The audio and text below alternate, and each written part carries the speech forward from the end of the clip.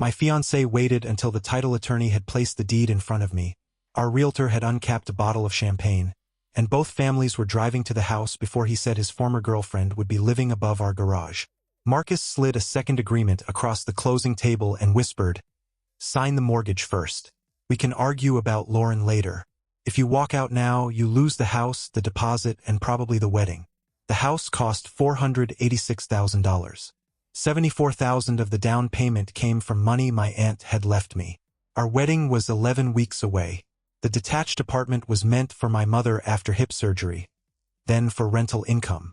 The agreement promised Lauren Pierce 5 years of exclusive occupancy and a path to 15% ownership. My signature line was blank because I had never seen it. Marcus had admitted 6 days earlier that he and Lauren were sleeping together, but he had sworn the affair was over and unrelated to the purchase. Then the conference room door opened and Lauren entered with a cashier's check. "Why is Rachel here?" she asked. Marcus stood so quickly that his chair struck the wall. Lauren stared at the ring on my hand. "You said the engagement was finished," she told him. "You said today I was buying into this house with you." Caroline Reed, the title attorney, closed the deed folder and moved every unsigned page away. Marcus called it a personal misunderstanding. Caroline said an undisclosed occupant and financial contributor directly affected the loan.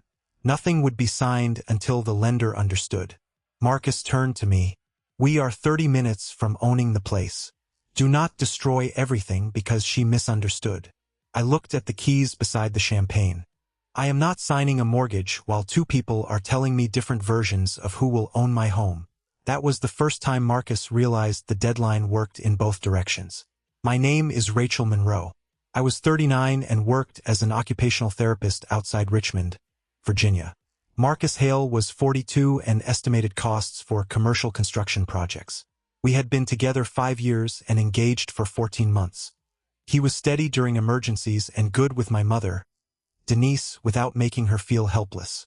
When my Aunt Ellen died, he sat beside me through 3 days of sorting photographs and never asked what she had left me.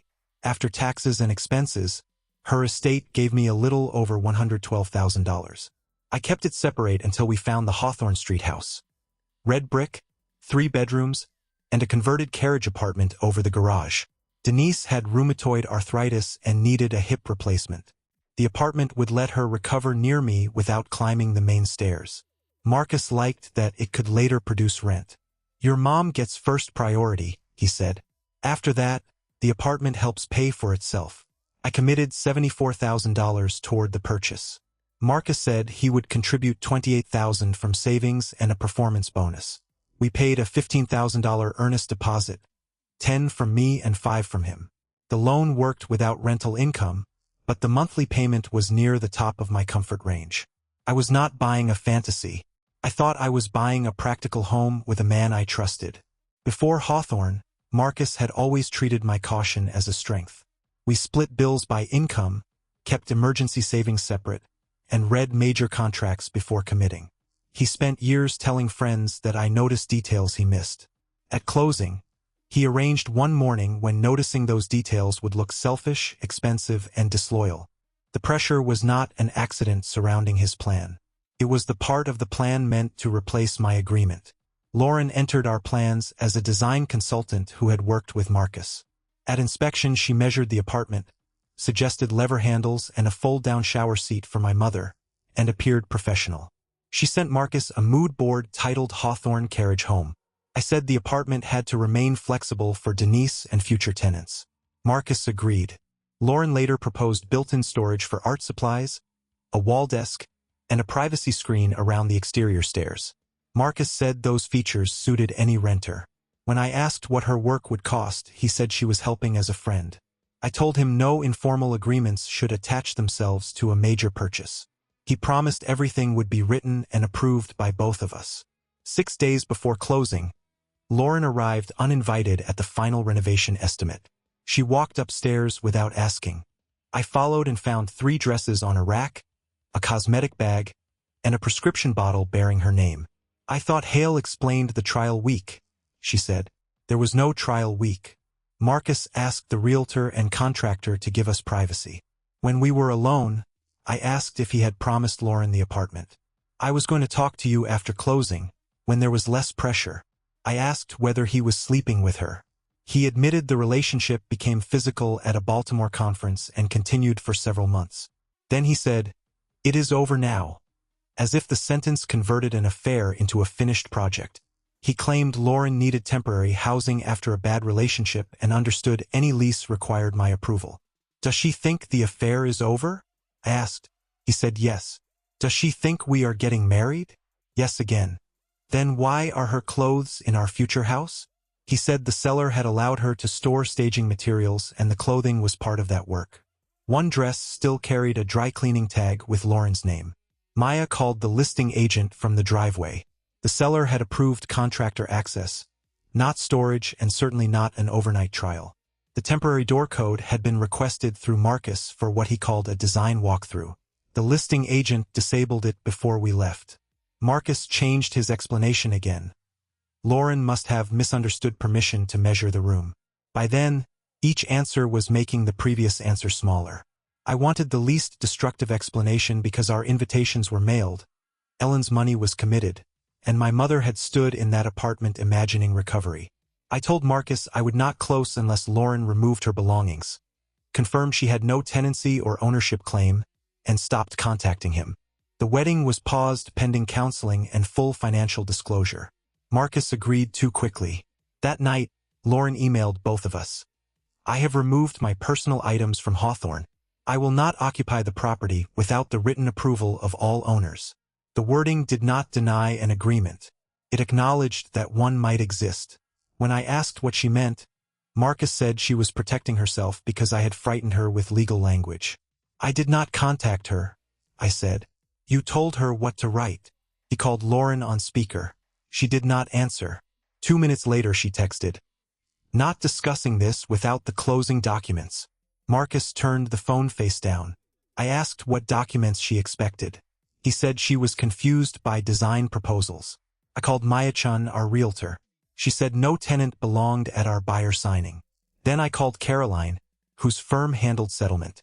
She said no deed or mortgage could be completed without my voluntary signature, and any side agreement involving occupancy or money had to be disclosed to the lender. She arranged for me to receive every document in advance and promised no surprise page would enter the signing stack. That call gave me a boundary, not a decision. For 5 days Marcus cooked, booked a therapist, and asked me not to announce the paused wedding until after closing. He said the house was separate from the affair, and walking away would let Lauren destroy something she had not paid for. The irony did not become clear until signing morning. My mother, his parents, my brother Owen, and close friends planned to meet us afterward at Hawthorne for lunch. Maya had arranged a red ribbon across the door. I asked Marcus once more whether Lauren had any agreement. "Nothing enforceable," he said. "That is not what I asked. Nothing that affects us." "Did she give you money?" He paused.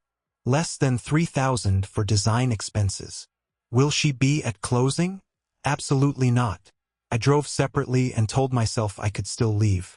Caroline reviewed the settlement statement line by line. My $74,000 appeared correctly. Marcus's $28,000 appeared as personal funds. No tenant or third-party contribution appeared. 7 pages before the deed, Marcus took a break and returned with the side agreement. He called Lauren an occupancy partner, gave her the apartment for 5 years, and offered 15% equity after 2 years. Marcus had already signed. "Why would I sign this?" I asked. "Because she made decisions based on what I told her.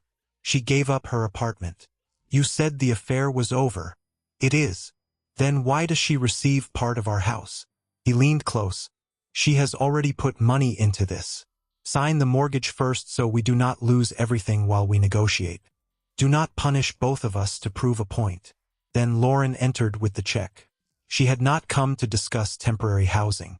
She had come to buy the future Marcus had sold her. Lauren placed the cashier's check on the table. It was payable to Marcus for $24,000. Caroline did not touch it. She asked who had invited Lauren and what she believed the payment purchased. Marcus said the matter did not belong in the closing room. Caroline replied, "It entered this room when you presented an occupancy and equity agreement to a borrower." Lauren opened her folder. Her copy carried Marcus's signature dated 3 months earlier and a note, effective when title transfers. She believed her money would renovate the apartment, secure 5 years of occupancy, and begin her path to ownership. She also believed Marcus and I had ended our romantic relationship and were buying Hawthorne only as temporary investment partners. He said Rachel wanted the main house because her mother needed it, Lauren said. He said they would divide the property after the wedding was officially canceled. Maya stared at Marcus. There is still a wedding? Lauren turned toward me. He said the invitations went out before the breakup. Marcus reached for her folder. She pulled it against her chest. Do not touch this. She read messages aloud. Marcus had written, Rachel and I are functioning as co-buyers until closing. She knows you will have the apartment. Another said, once your money is in the property, nobody can erase your place. The last one said, I cannot change the public story before closing because her inheritance is the down payment. I asked Lauren when their relationship began. 8 months earlier, 5 months before we made the offer. The custom storage, desk, and privacy screen were hers. Marcus had described my mother as someone who preferred a rehabilitation facility and me as someone using her illness to control the property. Lauren had offered accessibility ideas because she thought Denise might visit, not live there. Marcus told us that messages written during an emotional relationship were not legal testimony. Caroline said no one was taking testimony. She was deciding whether the transaction could proceed. The lender's representative left the video call to contact underwriting. Maya offered me a private room. I refused. Privacy would give Marcus another chance to adjust one story for each woman. Where did your $28,000 come from? I asked him. Savings and my bonus. Lauren showed a bank transfer for $24,000 sent to Marcus 3 months earlier. He said the money was for future renovation and had sat in his account long enough to become separate from closing funds. Caroline said, time in an account does not make money unrelated. Underwriting suspended the file pending review of the source of funds, occupancy plan, and side agreement. We were not closing that day. Marcus looked at me as though I had caused the suspension. Tell them you reject Lauren's agreement and we can correct this. I reject it, I said. I also reject the mortgage. I removed my engagement ring and placed it beside the unsigned deed. Marcus stared at it. Do not do this in front of strangers. You invited Lauren here. I did not. Lauren held up his message sent 19 minutes earlier. Come now. Rachel is hesitating. Bring the check and signed copy. Once everyone sees the money, she will be reasonable. Marcus said he had panicked. I put the ring back in my purse so it would not become another unsecured dispute. The wedding is canceled. I will communicate about the contract and our shared expenses in writing. Marcus stepped between me and the door without touching me. Caroline said, move away from the doorway. He obeyed. If you leave, the sellers can keep $15,000, he said. The deposit is $15,000. The mortgage is 30 years. My hands were shaking when I walked into the lobby. There was no triumph, only the physical shock of losing a house, wedding, and 5-year relationship in minutes. Maya sat beside me until my breathing slowed. Then I called my brother. We are almost at Hawthorne, Owen said. Did you get the keys? No. The closing stopped. The wedding is canceled. Pick me up at Caroline's office. He did not demand details. He turned the car around. My mother was with him. Before they arrived, Marcus called 6 times and texted that Lauren had ambushed us. The agreement was only a draft, and closing could happen the next day if I stopped escalating. He added, think about your mother. I replied once. Do not enter Hawthorne or represent that we own it. Direct purchase contract communication through Maya and Caroline. Maya notified the listing agent that no transfer had occurred and asked the seller to remove the ribbon before our families reached the house. When Owen arrived, I gave him and Denise the bounded truth. Marcus had an affair, promised Lauren occupancy and equity, accepted her money, and tried to obtain my signature at closing. My mother asked whether he had taken Ellen's money. I said my funds remained in escrow because I had not signed. Owen wanted to confront Marcus. I asked him to take me to the restaurant where our relatives were waiting instead. 18 people sat in a private room with champagne and a cake shaped like a key. I wanted to disappear, but letting Marcus describe the collapse as cold feet would turn his pressure into my panic. Marcus arrived 3 minutes after us. His mother asked what happened. Rachel got nervous after Lauren showed up with a ridiculous demand, he said. The lender delayed things while we clear it up.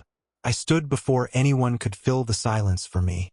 Closing stopped because Marcus presented an agreement giving Lauren 5 years in the apartment and a path to own part of the property. She had transferred him $24,000. They have been in a relationship for 8 months. The wedding is canceled. I am not discussing evidence or asking anyone to choose sides, but I will not repeat that I panicked over a tenant.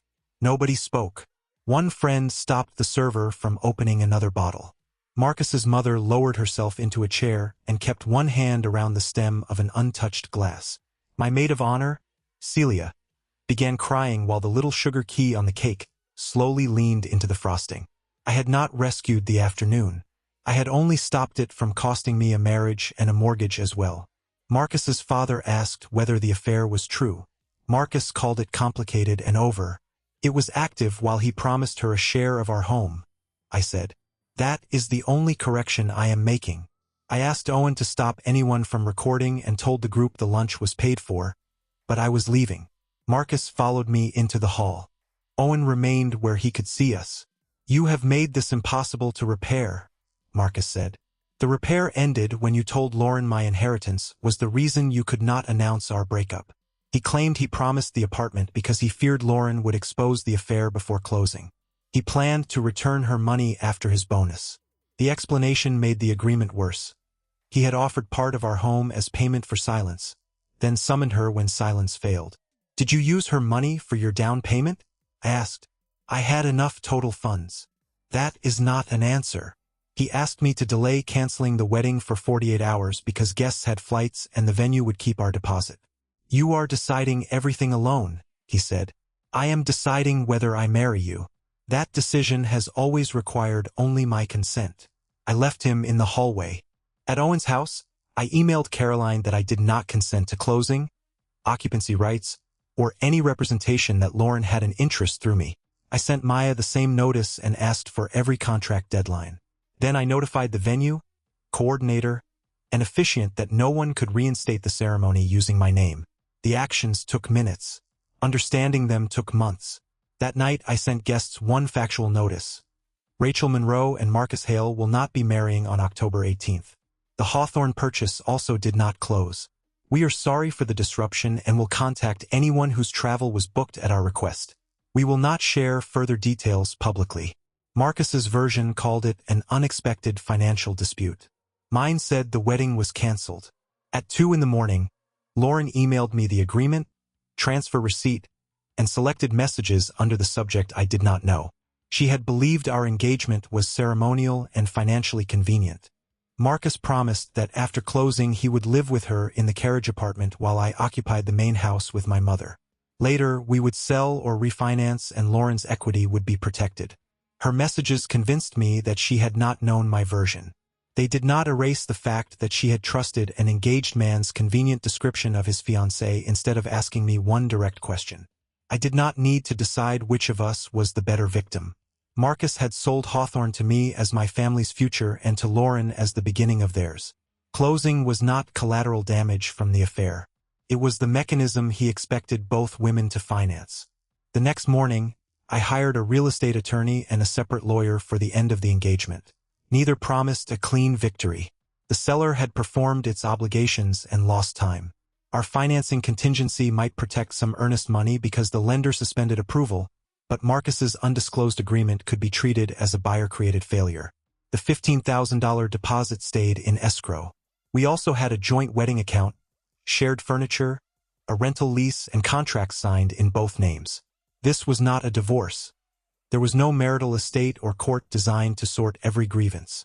My lawyer, Priya Desai, advised me to document balances, stop only charges I was authorized to stop, and move nothing from joint accounts without agreement. She recommended returning the ring with a receipt instead of turning it into another fight. Marcus received it at her office 4 days later. People called that generous or weak. It was neither. I did not want a diamond to become a reason for continued contact. The wedding account held $21,600. We lost the venue deposit, part of the catering retainer, and invitation fees. Refunds from other vendors returned to the same account. After documented expenses, we divided the remainder according to contributions. I recovered more because I had contributed more. Marcus did not become penniless. I did not receive damages for humiliation. The numbers stopped where the contracts stopped. We reimbursed 3 relatives for non-refundable travel we had specifically encouraged them to book. I paid my portion without demanding that they understand my decision. Canceling honestly did not erase the practical cost to people who trusted our invitation. It only prevented those costs from becoming another argument for performing a wedding after one participant had withdrawn consent. 10 months remained on our townhouse lease. I did not feel safe returning while Marcus believed enough pressure could repair the closing, but I would not abandon rent.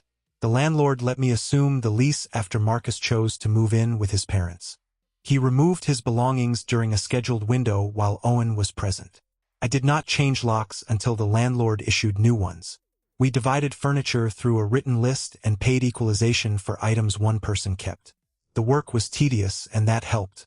A spreadsheet forced every disputed object to become a price, an owner, or a pickup date instead of another excuse to call me. Lauren hired her own attorney. Records Marcus later produced showed that $14,000 of her transfer entered the account used for his down payment. $6,000 paid a personal credit card. The remainder covered design purchases and expenses he called Hawthorne preparation. He had described his closing contribution as savings and bonus money because Lauren's transfer occurred before the statement period requested for final underwriting. The lender withdrew approval. Whether Marcus's statements created legal exposure was for the lender and counsel, not for me to announce. Lauren sought repayment and cancellation of the agreement. They eventually settled through a partial refund and monthly payments. I knew only the broad terms because his obligations affected our deposit dispute. Lauren sent one apology through Priya. She admitted accepting Marcus's claim that our engagement was a financial arrangement because it let her believe she was not harming someone she had met. I mistook details about your life for proof that he was honest about your choices, she wrote. I should have asked you directly before placing anything in that house. I accepted the correction without offering friendship. Marcus designed the deception, but Lauren entered property she knew I was funding and trusted his account of my consent rather than mine. I did not need to punish her to keep that fact intact. 3 weeks after the closing, Marcus requested counseling. I agreed to one closure session, not reconciliation therapy. The counselor asked us to describe events without motives. I said Marcus had an affair, signed an equity agreement, accepted Lauren's money, represented our engagement as over, and used the signing deadline to seek my consent. Marcus said he had become attached to Lauren while I prioritized work, my mother, and the house. He claimed he was trying to create a solution in which I got the main house, my mother received care, Lauren had the apartment, and he gained time to determine which relationship could survive. Did Rachel agree? The counselor asked. Not explicitly. Did Lauren know Rachel had not agreed? I thought she understood things were evolving. Did the lender know about her money? I did not think it mattered until the equity option activated. The counselor said, You are describing consent as something that becomes unnecessary if your plan is useful enough. Marcus looked at me. That is not what I meant. It is what closing required, I said. He argued I had made permanent decisions while emotionally flooded. I was shaking, I told him. I was also reading. He said I could have postponed instead of canceling the wedding. I reminded him the title company postponed the loan. I canceled the wedding because the document proved the affair was attached to the home. Marcus said he still loved me. I believed him. Love was not the disputed fact. His version of love allowed him to treat my inheritance as leverage, Lauren's money as flexibility, and a closing appointment as the point when resistance became too expensive. So one mistake ends 5 years? He asked. One decision ended the engagement. The months of decisions explain why it stays ended. We scheduled no second session. My mother blamed herself. She said if she had chosen a rehabilitation facility, we would not have needed the apartment. I told her architecture had not created the affair. Marcus could have lied in a house without stairs. Denise understood, but guilt does not always respond to logic. We toured recovery facilities together and selected one with strong therapy reviews. Her operation was moved to January, and she recovered well. The choice was not defeat. It was a plan based on facts. Hawthorne returned to the market. I asked Maya not to send updates, but I learned when another buyer closed because it affected the deposit dispute. The seller documented carrying costs from our failed transaction. We agreed the seller would retain $4,500. The remaining $10,500 returned to Marcus and me in proportion to our original deposits. I received $7,000. He received $3,500. My legal fees exceeded what I lost. That did not make refusal a financial mistake. The comparison was not between $4,500 and zero. It was between a bounded loss and a 30-year debt tied to disputed money, housing rights, and a marriage that no longer existed. Friends reacted according to their own fears. Celia initially said she would have signed to preserve the house and fought later. She apologized after realizing she was imagining the down payment more clearly than the coercion. A cousin wanted me to publish Lauren's messages so relatives would stop calling the breakup cold feet. I refused. People affected by our plans received the necessary facts. Strangers did not need screenshots. Marcus's mother asked me to tell his father the cancellation was not entirely Marcus's fault. I can say the affair involved two adults, I replied. I cannot say Marcus did not create the closing agreement. She began crying and told me Marcus had always kept options open until other people forced a choice. In college, he accepted 2 jobs and delayed declining either until both employers discovered the conflict. He thinks keeping doors open prevents loss, she said. Then he asks other people to stand in the doorway, I answered. She remained his mother. She did not need to abandon him to validate me. The hardest consequence was losing confidence in my own timeline. I revisited every late meeting and every moment Lauren measured the apartment while I described Denise's needs. My mind converted hindsight into accusation. At work, I taught patients to distinguish a warning sign from a confirmed limitation. Privately, I had to make the same distinction. I had noticed secrecy. I had asked about consulting costs. Marcus supplied plausible answers until the signing stack made them impossible. Trust did not make me foolish. His use of it made him effective. Priya suggested 2 lists, what I knew at each decision and what I learned later. When we offered, Lauren was a consultant. When I transferred Ellen's money, Marcus claimed his contribution came from savings. 6 days before closing, I learned about the affair and proposed tenancy. At closing, I learned about the signed equity agreement, her transfer, and the story that our engagement was over. The lists stopped the final fact from rewriting every earlier day. I had not knowingly financed an affair. I reached the signature line and refused. 6 months after the canceled wedding, I began looking at houses again. For a while, every listing seemed to contain a warning meant only for me. Detached apartments were impossible. If a description promised endless possibilities, I imagined one of those possibilities arriving with a cashier's check. Maya adjusted the search without making me defend it. She sent only homes I could carry on my salary, without projected rent, a future spouse's income, or money that belonged to anyone else. Most of Ellen's gift had returned from escrow, but legal fees, lost deposits, and wedding costs had reduced it. Seeing the balance survive did not make the future I had planned feel less gone. It did give me something solid from which to begin again. After 7 uneventful tours, Maya showed me a small bungalow 15 minutes from my mother. It had 2 bedrooms, a wide front step, and a sunroom large enough for a temporary bed after surgery. There was no carriage apartment and no investment story.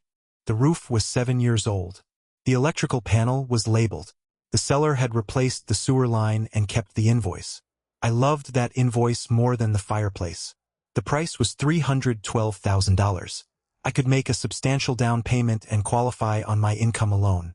I spent a night checking the payment against bad months, not good ones, then made an offer. The seller countered once over the closing date. I accepted. The ordinary disagreement felt almost luxurious. No one used love, illness, or a waiting family to shorten the time I had to think. During underwriting, the new lender found the prior mortgage inquiry and asked why the Hawthorne purchase had failed. For 10 minutes I stared at the question, ashamed of a transaction I had prevented. Then I sent the cancellation, the lender's withdrawal, the escrow release, and a 2-sentence explanation. Undisclosed third-party funds and occupancy rights were presented before signing. I declined to proceed. The underwriter asked for no confession and assigned no blame. She verified that my funds had returned and that I owed nothing on Hawthorne. 2 days later, she marked the issue cleared. That small bureaucratic word mattered. I was not carrying Marcus's plan into the new loan. At inspection, the electrician found an overheated breaker and the plumber found a slow leak beneath the sunroom. The seller repaired both and provided receipts. I resisted the urge to treat ordinary defects as betrayal. A hidden leak was not a hidden life once someone disclosed it, fixed it, and let me verify the work. At the final walkthrough, I opened every cabinet and closet. Nothing belonged to anyone I had not invited. Closing took place in Caroline's office, in the same conference room where Marcus had placed Lauren's agreement beside my hand. Caroline offered another room. I chose the old one. I did not want that table to remain a place where only somebody else had controlled the deadline. Maya attended. Owen waited at a coffee shop instead of arranging a celebration before the deed recorded. Denise said, "No ribbon until the wire clears." Caroline reviewed the documents at an almost irritatingly patient pace. When she reached the occupancy affidavit, she asked whether I would use the bungalow as my primary residence. Yes. Was anyone gaining ownership outside the documents? No. Had anyone supplied money in exchange for occupancy, repayment, or future equity? No. Did my mother's expected recovery stay create a tenancy? No. She will be my guest. Caroline turned the page. There was no whispered negotiation and no unopened folder beside Marcus's elbow. I signed. My hand trembled slightly, but fear did not invalidate consent. Surprise would have. After the deed recorded, Maya gave me 2 keys. I drove to the bungalow alone, sat on the sunroom floor, and called Denise. "Do you actually own it?" she asked. "Yes. Does anybody else think they do?" "Not unless the seller is having a very strange afternoon." She laughed and then cried. Owen arrived with sandwiches and a paper sign that read Rachel's One Boring House. We taped it inside the pantry. That private joke meant more to me than the key-shaped cake ever had. Marcus contacted me once after learning Hawthorne had sold to another family. He wrote that watching the listing disappear made him understand that preserving every option had left him with none. He admitted inviting Lauren because her presence and money might force me to accept what I had already rejected. The message did not ask for forgiveness. It asked indirectly to be understood. I replied, "I received your message. Your description of closing day is accurate.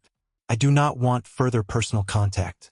Later, Priya confirmed that Marcus had completed the payment and property obligations in our settlement. That required no response. Lauren closed her Richmond design practice and moved. Friends tried twice to tell me where. I asked them to stop. I needed account releases and confirmation that my name was absent from their disputes. I did not need photographs, dating updates, or a report on whether either of them regretted enough. Their visible suffering was not the measure of my recovery. The boundary worked because I no longer financed, housed, or scheduled my life around their explanations. Denise recovered well enough to spend Thanksgiving in the sunroom. Owen cooked the turkey and forgot the packet inside. Celia brought pie and did not mention weddings. Denise raised her glass and said, "To one boring house." No one announced a relationship, produced a contract, or asked me to forgive on schedule.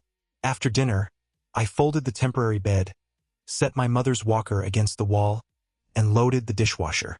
Those ordinary chores were the future Hawthorne had been supposed to provide, only smaller and without rental income. Care had never required the perfect property. It required enough space, an honest plan, and people who knew exactly what they had agreed to do. My friendship with Celia took longer to repair. Her instinct at the restaurant had been to preserve the house first and fight later.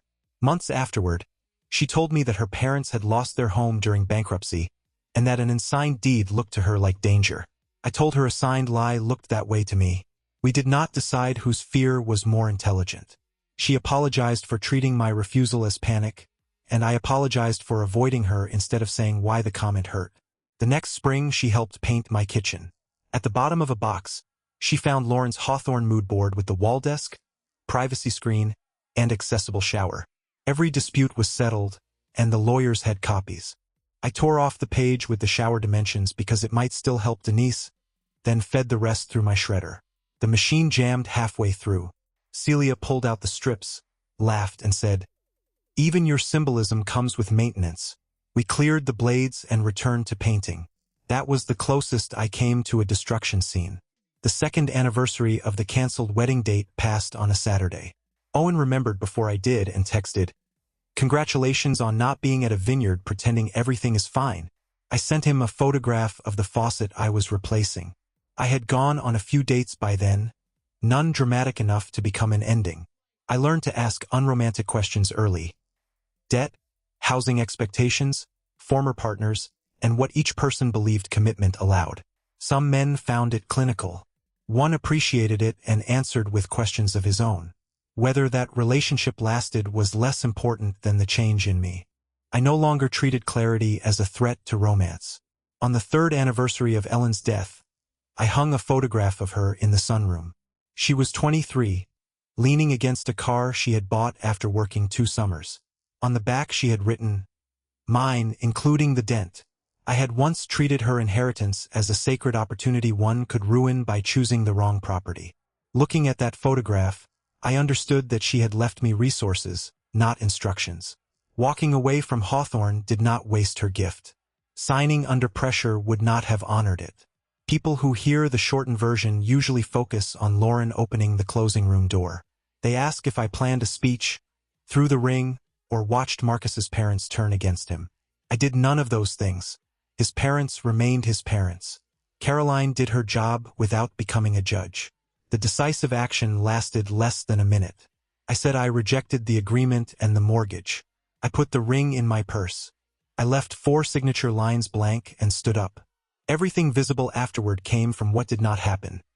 No wire, deed, keys, house, or wedding.